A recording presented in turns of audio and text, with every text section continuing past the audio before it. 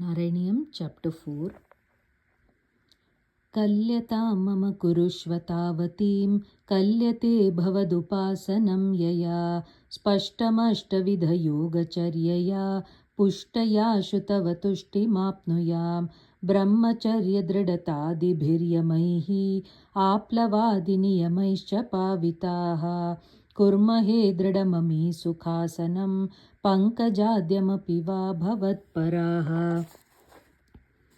तारमन्तरनुचिन्त्य सन्ततं प्राणवायुमभियम्य निर्मलाः इन्द्रियाणि विषयादतापहृत्यास्महे भवदुपासनोन्मुखाः अस्फुटेव पुषिते प्रयत्नतो धारयेमधिषणां मुहुर्मुहुः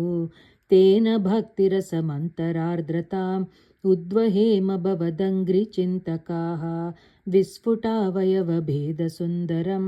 त्वद्वपुः सुचिरशीलनावशात् आश्रमं मनसि चिन्तयामहे ध्यानयोगनिरतास्त्वदाश्रयाः ध्यायतां सकलमूर्तिमीदृशीम् उन्मिषन्मधुरतारतात्मनां सान्द्रमोदरसरूपमान्तरं ब्रह्मरूपमयि तेव भासते तत्समास्वदनरूपिणीं स्थितिं त्वत्समाधिमयि विश्वनायक आश्रिता पुनरतः परिच्युतौ आरभेमहि च धारणादिकम् इत्थमभ्यसननिर्भरोल्लसत्वत्परात्मसुखकल्पितोत्सवाः मुक्तभक्तकुलमौलितां गताः सञ्चरेम शुकनारदादिवत् त्वत्समाधिविजये तु यः पुनः मंक्षुमोक्षरसिकक्रमेण वा योगवश्यमनिलं षडाश्रयैः उन्नयत्यज सुषुम्नयाशनैः लिङ्गदेहमपि सन्त्यजन्नतो लीयते त्वयि परे निराग्रहः ऊर्ध्वलोककुतुकीतुमूर्धतः सार्धमेव करणैर्निरीयते अग्निवासरवलर्क्षपक्षगैः उत्तरायणजुषा च दैवतैः प्रापितोरविपदं भवत्परो मोदवान् ध्रुवपदान्तमीयते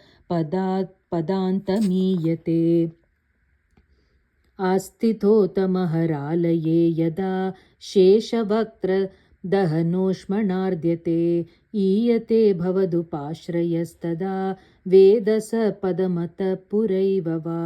तत्र वा तव पदे तवावसन् प्राकृतप्रलय एति मुक्ततां स्वेच्छया खलु पुरा विमुच्यते संविभिद्य जगदण्डमोजसा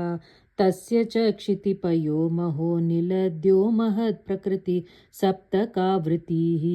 तत्तदात्मकतया विशन् सुखी याति ते पदमनावृतं विभो